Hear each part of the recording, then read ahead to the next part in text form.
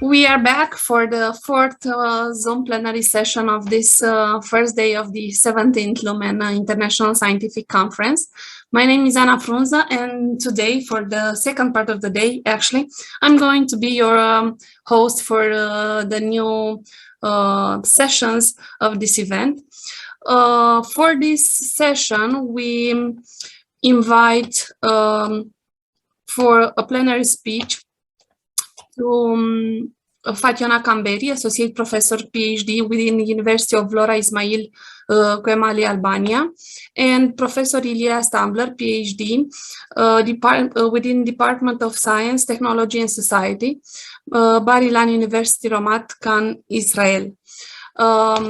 Before I will give them the speech, I will make a short introduction of each of them, and I will share my intro right now. So, in accordance with the program, I believe Fatjona KAMBERI is the first speaker. So let me introduce her a bit. Fatjona KAMBERI, is Fatjona with us? Fatjona, do you hear us? For the moment, I think she's not yet with us. Therefore, we will move forward and we will start with Ilia STAMBLER if he agrees. Ilia, do you hear us? Yes, definitely. Perfect. Please, just to be sure, is it streamed now? Because I don't see it on Facebook. For the moment, we are live on Zoom. I will ask my colleagues to. I mean, I don't see it on Facebook. Mm-hmm. And I will continue then. Okay.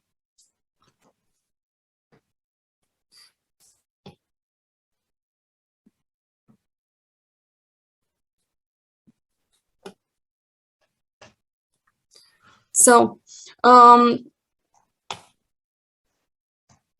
will move forward anyhow, and I will do this presentation of you, Ilia STAMBLER. Ilia STAMBLER is PhD in Chief Science Officer and Chairman of VETEC Seniority Association, the movement for longevity and quality of life from Israel.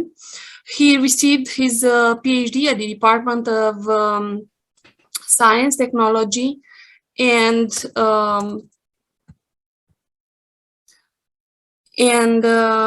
Society, Ilan University, Israel. His research has focused on the historical and social implication of aging and life extension research. He has also been involved in mathematical modeling of aging and aging-related diseases. He is the author of the books A History of Life Extensionism in the 20th Century and Longevity Promotion, Multidisciplinary Perspectives. When we will be ready to be live on Facebook too, Ilia, you will feel free to expose your presentation. I will stop sharing my screen for the moment. Yes, I think I recorded my presentation for you, so I thought you're going to show my my pre-recorded YouTube presentation. Actually, the pre-recorded presentation is available online on the YouTube channel of Editura Lumen. If you would like to expose your presentation live using your own presence here, it will be, I believe, more interactively, if it is okay with you. Yes, no problem. Mm-hmm.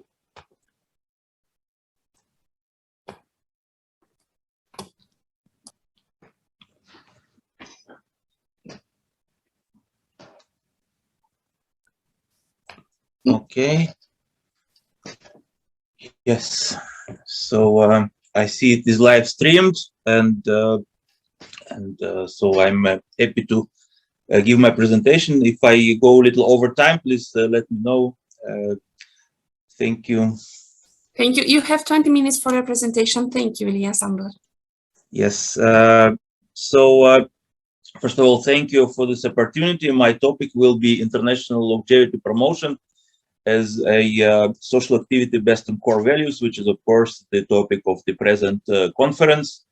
What is it exactly we mean by promoting longevity? The main idea here is that by intervention into the aging process, we'll be able to postpone not just one, but multiple age-related diseases and extend our health longevity. Why? Because aging is the main risk factor or even the main underlying cause of all chronic age-related diseases. So if we intervene into the main cause, we'll be able to postpone multiple outcomes. This is the main idea of geroscience, the main idea of longevity medicine. This is what we promote.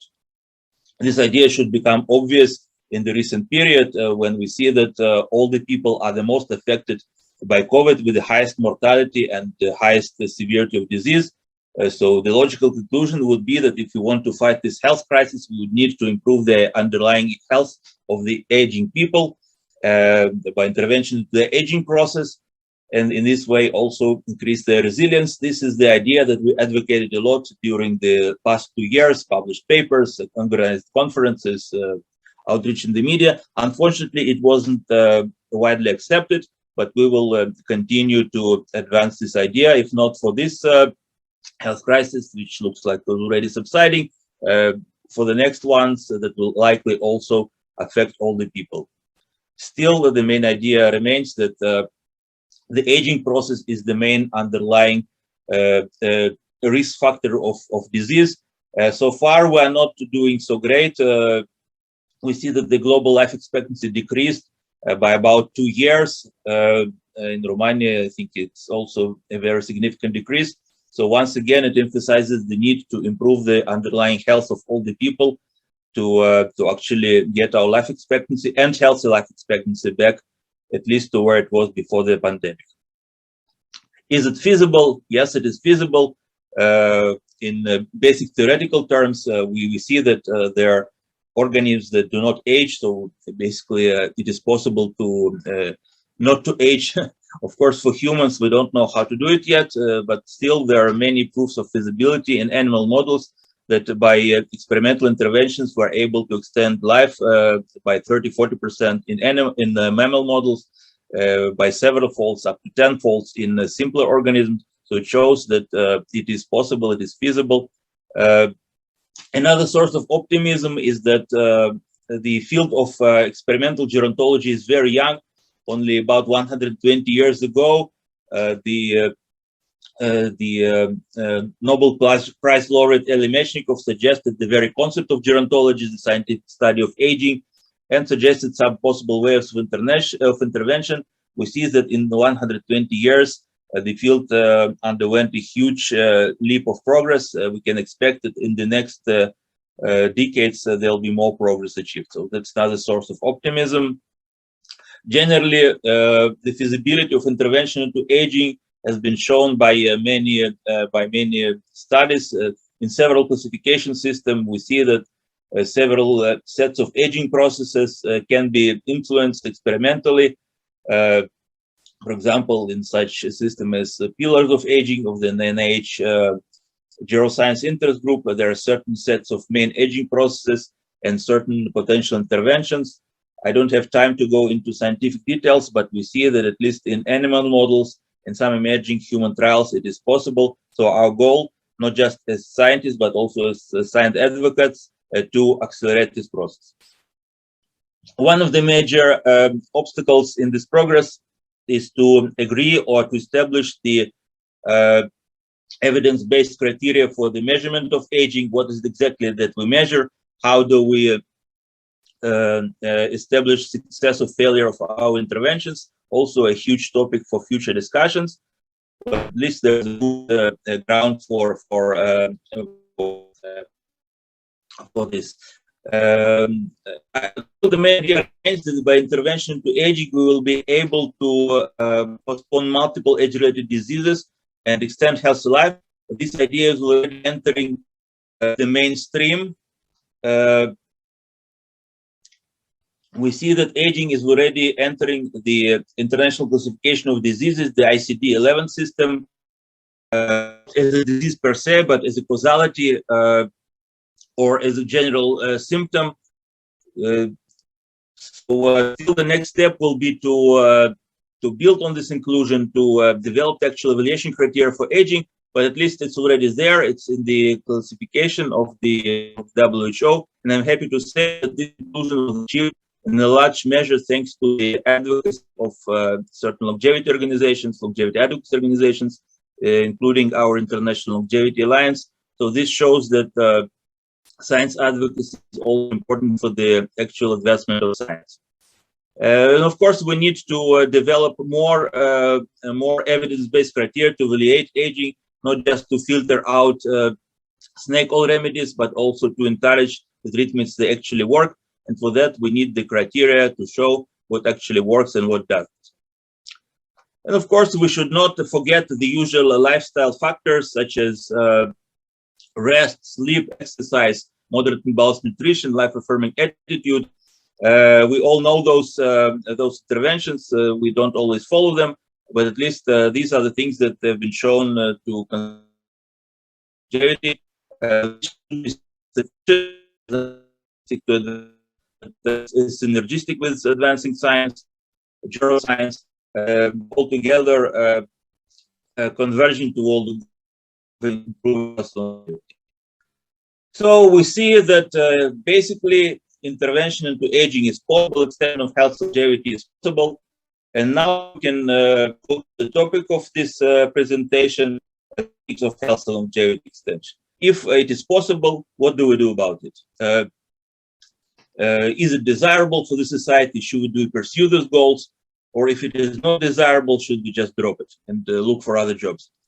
I belong to the school that argues that extending health and longevity is not just desirable, but actually imperative in ethical terms. Here we have to divide the principal question about desirability of health life extension. Is it generally desirable to intervene into aging, or it is just forbidden by some law of nature or what? And if we agree that we should intervene, then the next set of questions will be the practical ethics, the ethics of social support, how this pursuit should be supported by society, how the experiments should be conducted in an ethical term, how the results should be distributed in an equitable or universal way. So all these are questions for much future discussion, but at least now we can raise them.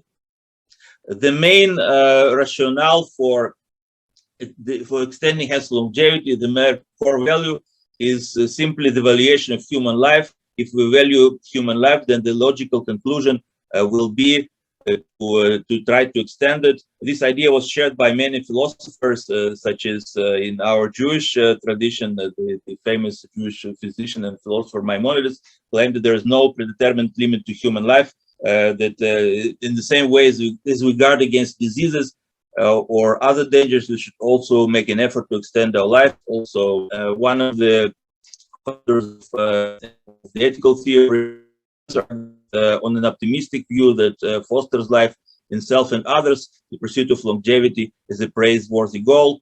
The founder of gerontology, Elie Mechnikov, that we mentioned, also claimed that the main goal of life is actually to extend the life in harmony of feeling and of mind until we reach some hypothetical limit, which we are very far from reaching yet.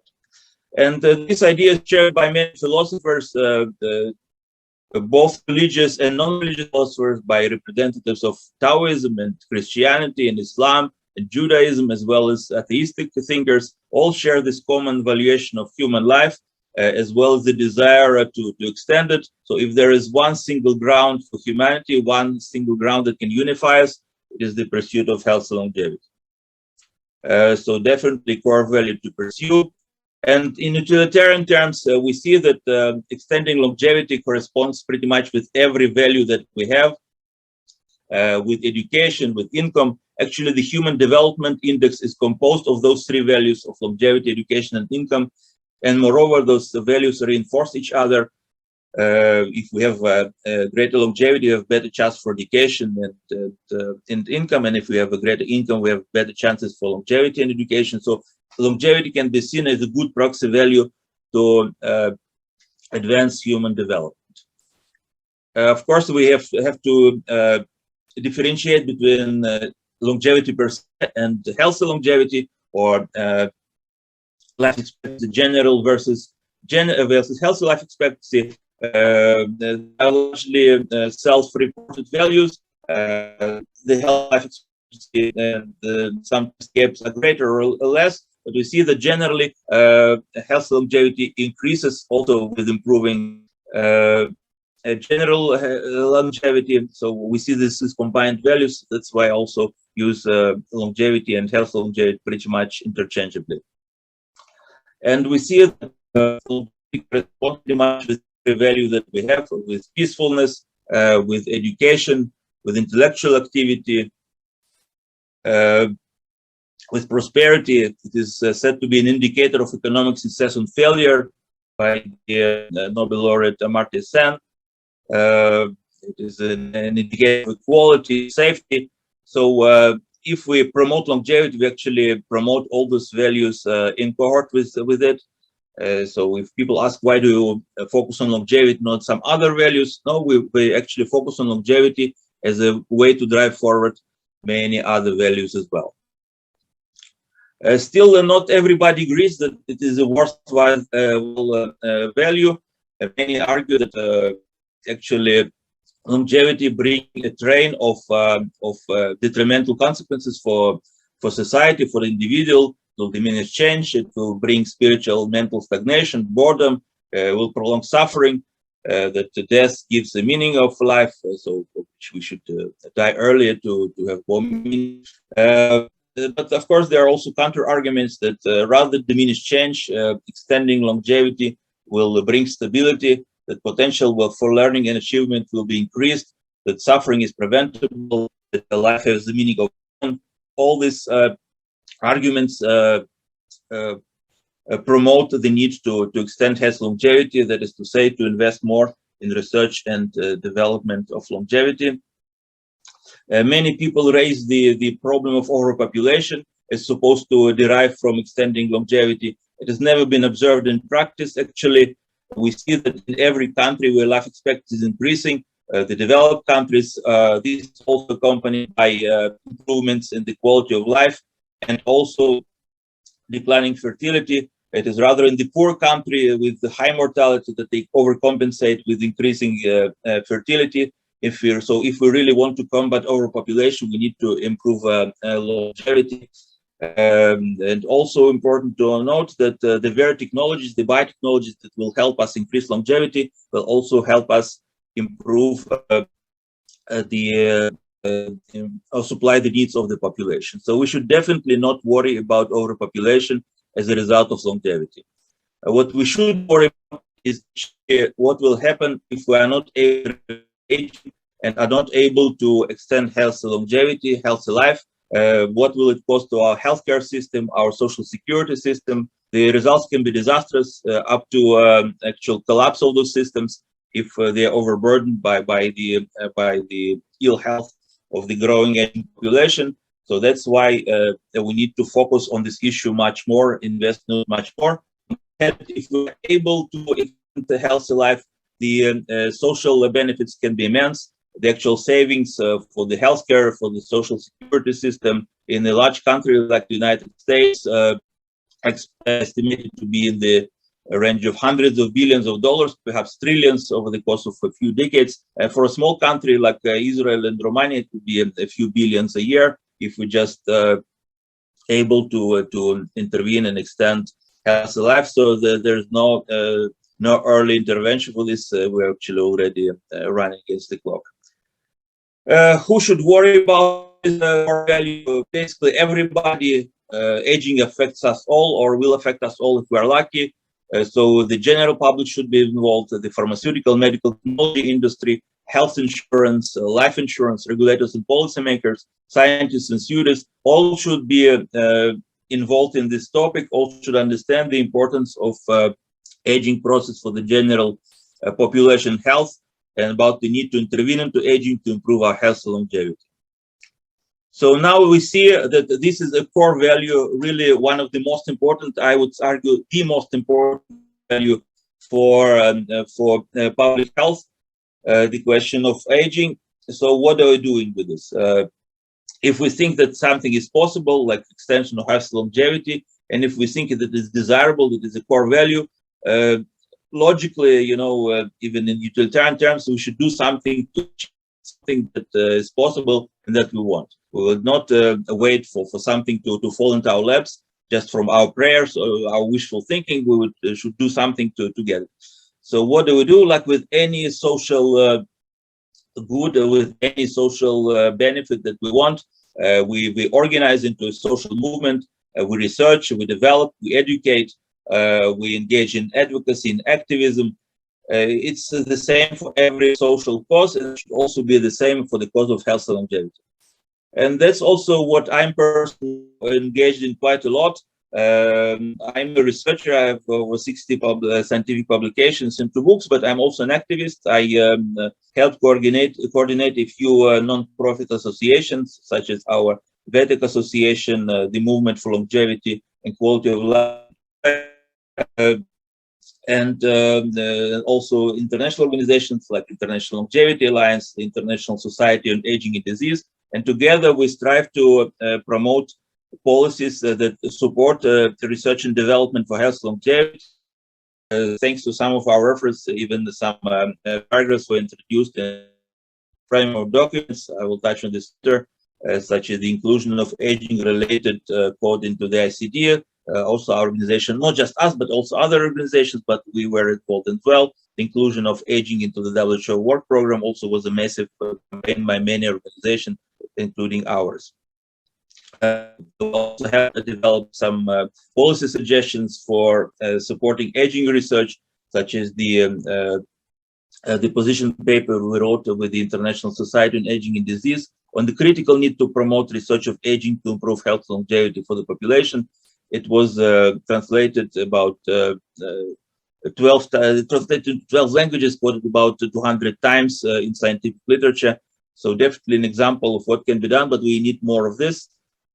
Here in our Israel Association, we promote education, awareness, communication, support, analysis, and data processing for the aging field. But of course, every other organization can do similar or other tasks to promote the field. And of course, this is a field that everybody can be involved in through research, through joining others, through donations, through advocacy initiatives. That's something that where is a place for everybody, not just for a scientist, but also for a social scientist. I mean, not just for natural scientists, but also for a social scientist as well, for lay people. Definitely should be a common goal that we can pursue together. What some of the results, too early to tell, but at least some initial results are possible. There are some international advocacy initiatives that we promote, such as the position paper that I mentioned, the longevity dividend initiative for the International Professors of General Science, the Longevity Month campaign that we hold every year in October. Some successful initiatives in longevity advocacy included the inclusion of aging into the WHO work program, as I mentioned, thanks to hundreds of organizations writing to the WHO, including ours, inclusion of aging into the ICD. Here in Israel, we also advanced this topic through advocacy. For example, we succeeded to include aging, or rather research, development, and education for health longevity into the Israel National Master Plan on Aging. So this shows that actually advocacy can be once again helpful in the advancement of science. And of course, this topic can be scaled up to any dimensions. Every country can be involved. Every organization can be involved. Lumen, VETEC, International Longevity Alliance, all can do their part in promoting this topic. Not necessarily as the main topic, but at least as some part of their activity. Hopefully, all together, thanks to all our joint efforts, we will promote this goal of extending health longevity for everybody, thanks to education, thanks to upholding our core values. We all, ourselves and our loved ones, will benefit from this as soon as possible. Once again, thank you for this opportunity. Thank you for your presentation, a very complex presentation. Thank you for all the information you share with us. For those who have comments, who would like to address questions, please feel free to do that. I'm sure that Professor Ilia STAMBLER is looking forward to give more details about his project.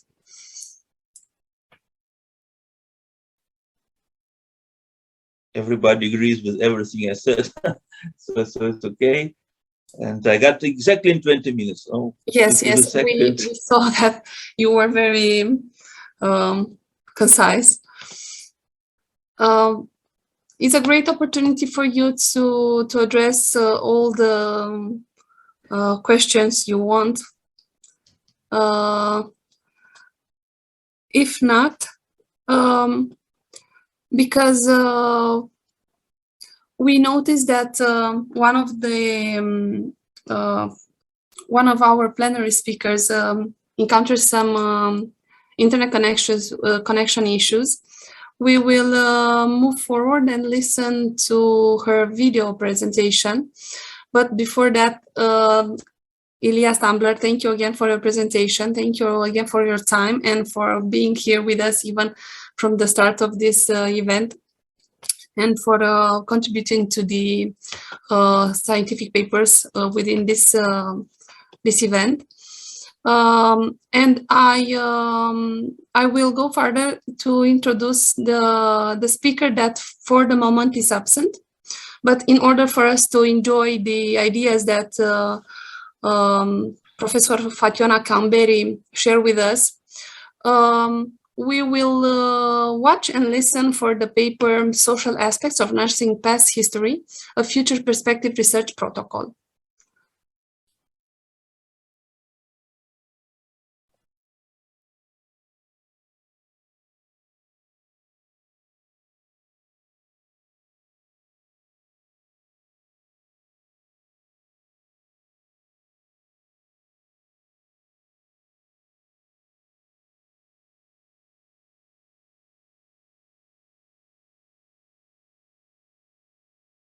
I believe we also have some technical aspects to be solved.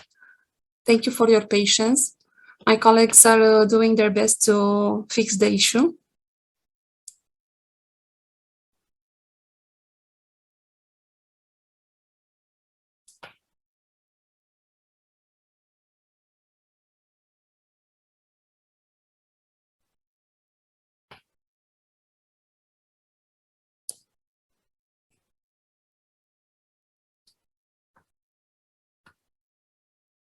Yes. I could try to do this share if my colleagues agree with that. Just a moment.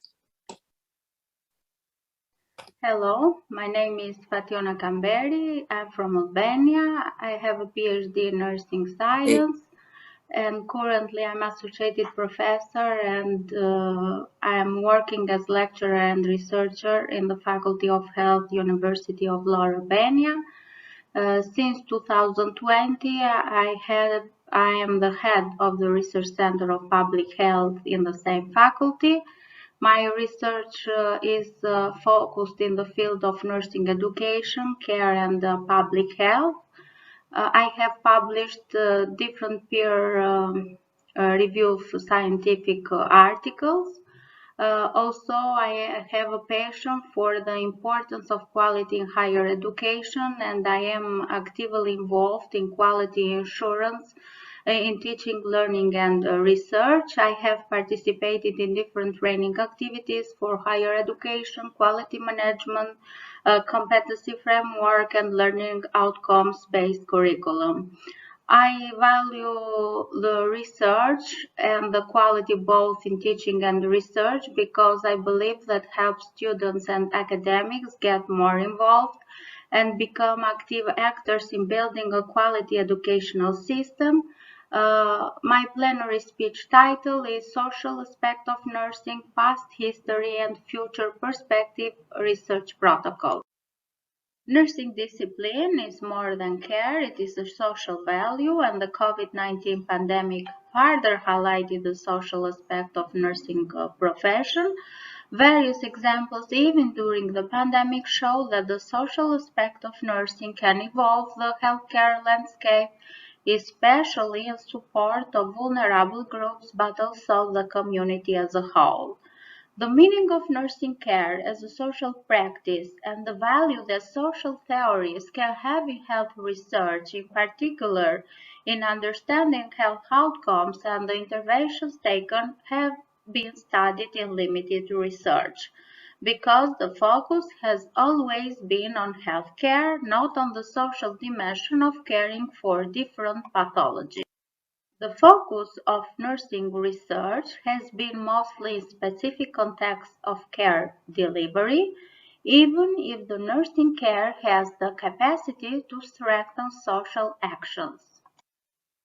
The nursing profession grew out of a need within society and continues to evolve based on the needs of society.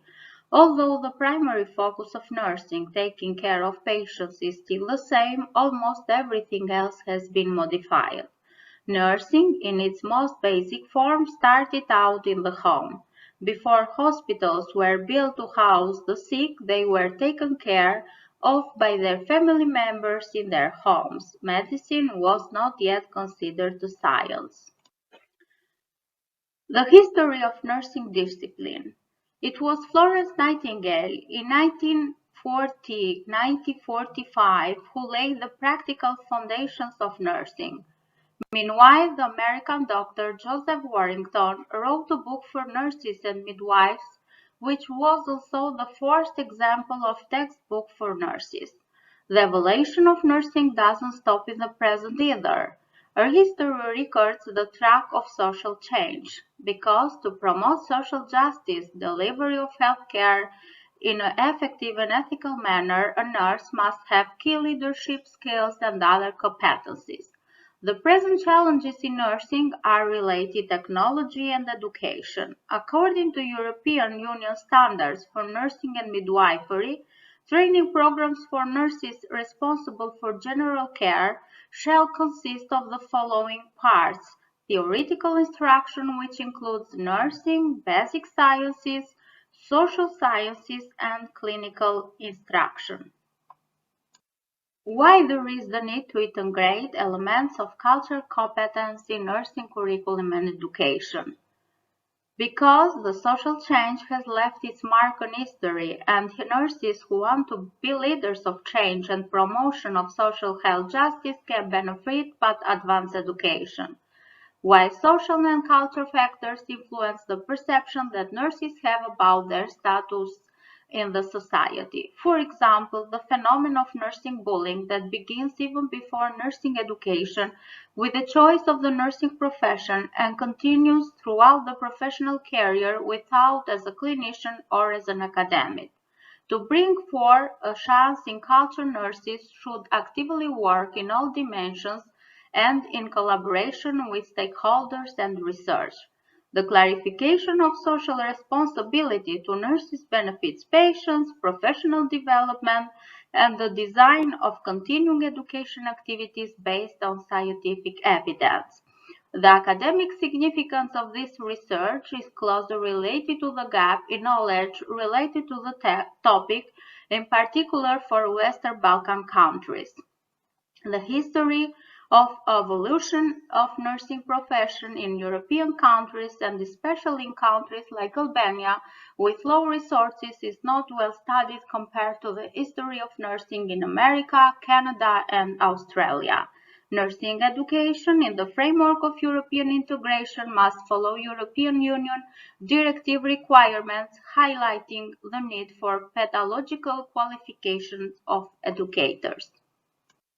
The objectives of this research proposal are to assess the public image of nursing in society, how society views professional nurses even during a pandemic, improving insights on the social aspect of nursing through the point of view of nurses themselves, and describing the history of nursing in Albania through a literature review, and last, fostering a continued communication and collaboration between curriculum nursing and research. Providing an overview of the evolution of nursing is essential not only to understand the profession, but also to examine the image of nurses, nurse education, and nursing practice in the socio-political context. Nursing students need to know the profession that have chosen has a history, tradition, and is a strong pillar of society. In the context of the globalization of the labor market, this remains valuable as ethical, culture, linguistic, and communication skills are needed in addition to professional skills for easier adaptation. This is of particular importance for countries such as Albania, where healthcare systems still in transition due to limited resources and socio-economic factors. The research proposed method will be based on grounded theory, a design framework widely applied in qualitative research that has its roots in sociology. It is developed in 1960s by Barney Glasser and Anselm Strauss, and since then has gained a lot of popularity. The ground theory is a general research method that offers an explanation of the main concern of the population under study, as well as how this concern is resolved or persists. The focus of grounded theory is discovering what people know about their world and how they understand it. It is appropriate as a theory to investigate social, psychological aspects and generate theoretical explanations for them. While in traditional research, the researcher starts from literature review to understand the research problems, in grounded theory, research, the data collection, coding, and analysis occur at the same time. Expected outcomes will contribute in shaping the future of nursing education and profession by overviewing of the social image of nursing from two different points of views, the point of view of the general population and the point of view of nursing professionals, by identifying factors that define the social aspect of nursing and barriers associated with the profession. The contribution of this research in the field is closely related to the social aspect of nursing, an important but highly underestimated phase of care as defined by the World Health Organization. The social determinants of health are the non-medical factors that influence health outcomes, which includes the conditions in which people are born, grow, work, live, and age, and the wider set of forces and systems shaping the conditions of daily life. These forces and systems include economic policies and systems, development agendas, social norms, social policies, and political systems. The most important influences of the social determinants of health are related to health inequalities within and between countries, and nurses, due to their profession, play a pivotal role in reducing healthcare inequalities, as studies have reported that the social determinants of health can be determinant in health outcomes and more important than healthcare. To reduce disparities in healthcare, it is imperative to integrate social aspects of healthcare into healthcare programs and curriculums. Thank you for your attention. Thank you for watching the presentation that Fatjona KAMBERI sent to us via YouTube. Thank you again to our speaker, Ilia STAMBLER, that succeeded to expose his idea during this session. And I encourage you to send us questions or commentaries if you would like to do so post this event. You can also join Lumen Open Space link if you want to create, let's say, connections with the other authors. And for those who watch the YouTube presentation of Fatjona KAMBERI, if you do have questions and you feel shy to address them now, please feel free to post it, to post any questions online via YouTube. Or Ilia, STAMBLER, you raised a hand. Do you hear us? Hi. No, I just want to say, if anybody wants to connect with me, welcome to join my LinkedIn network or Facebook. I post a lot of information about longevity research and advocacy, so we will be updated every day, too much than you probably want, but welcome to connect with me this way. Great, thank you so much. Thank you all so much for being here with us.